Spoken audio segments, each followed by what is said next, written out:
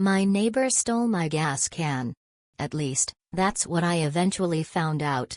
At first, I thought I had simply misplaced it. I had a small red gas can sitting in my garage.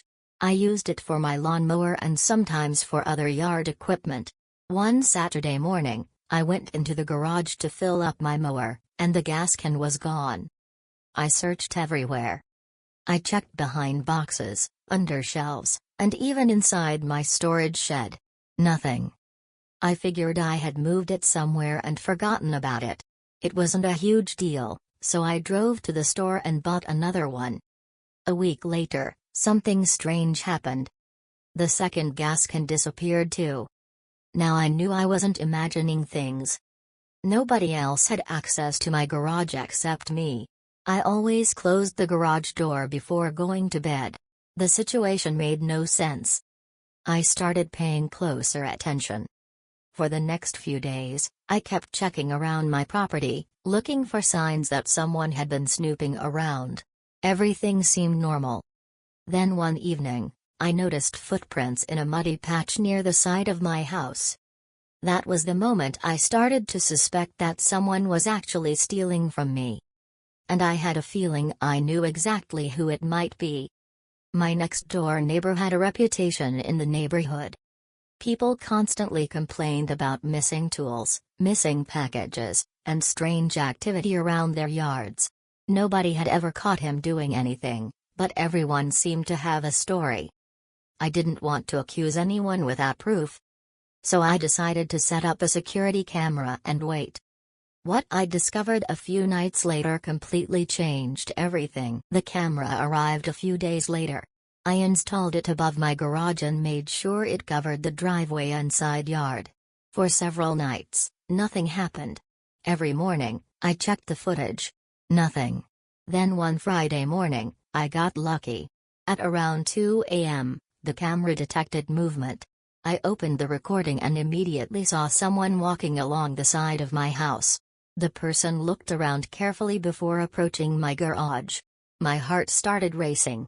As the figure moved closer, I recognized him instantly. It was my neighbor. The camera captured everything. He quietly opened the side door and walked inside. A minute later, he came back out carrying my gas can. I couldn't believe what I was seeing. The guy had actually stolen from me. And now I had proof. I saved the video and watched it again. There was no doubt. It was him. Later that day, I walked over to his house.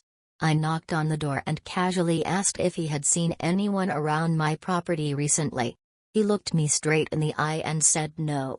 Then he smiled and said, "You should keep a better eye on your things." At that moment, I knew exactly what kind of person he was. But instead of calling the police, I decided to be patient. Because I had a much better idea. For the next few days, I didn't do anything. I didn't call the police. I didn't confront my neighbor. I simply waited. The security footage proved he had stolen one gas can, but I had a feeling he would come back again. People like him rarely stop after getting away with something once. So I bought another gas can. I filled it halfway and placed it in the exact same spot inside my garage. Then I waited. 3 nights later, my phone buzzed with another motion alert. I opened the camera app. There he was again. My neighbor walked up to my garage, looked around, and slipped inside. A minute later, he walked out carrying the gas can. I couldn't help but laugh. The guy had learned absolutely nothing. The next morning, I watched him from my kitchen window. He looked happy. Almost proud of himself. I figured he was planning to use the fuel in his lawnmower or maybe even his car. Either way, he had no idea that his little theft was about to create a very bad day for him. For 2 days, everything seemed normal. Then, on the 3rd day, I heard loud shouting coming from next door. I looked outside and saw my neighbor standing beside his lawnmower. He was trying desperately to start it. The engine would crank for a second and then die. Again and again. Nothing worked. The look on his face was priceless. And things were only getting started. The lawnmower wasn't the only thing that stopped working.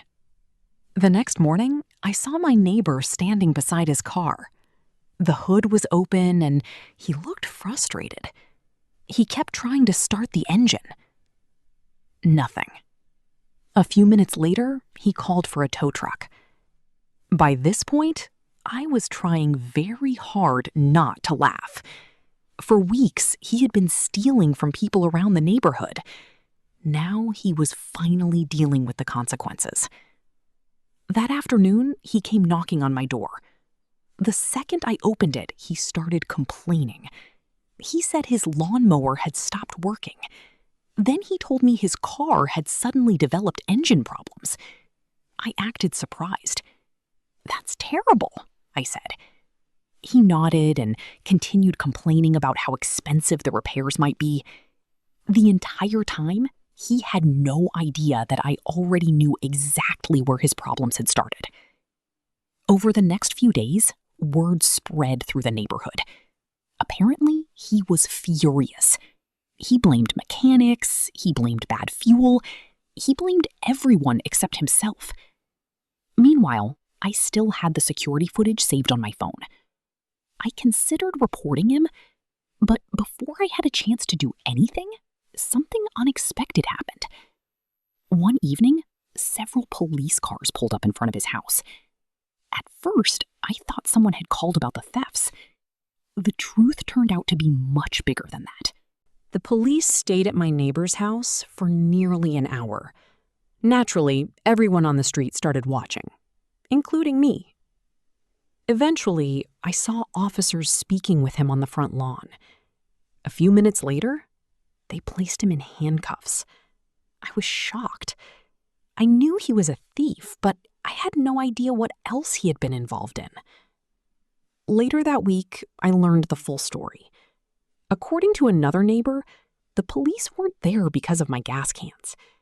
They had discovered that he had several outstanding warrants. Apparently, he had been avoiding them for quite some time. Once they located him, his luck finally ran out.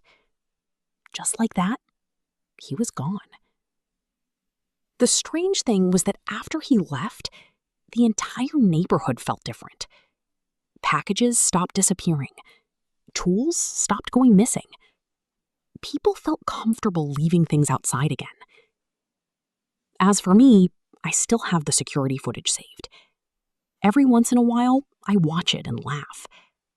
What started with a stolen gas can ended with one of the biggest karma moments I've ever witnessed. My neighbor thought he could take whatever he wanted without consequences. Instead, his greed exposed him. And in the end, karma did what karma always does. It eventually catches up with everyone.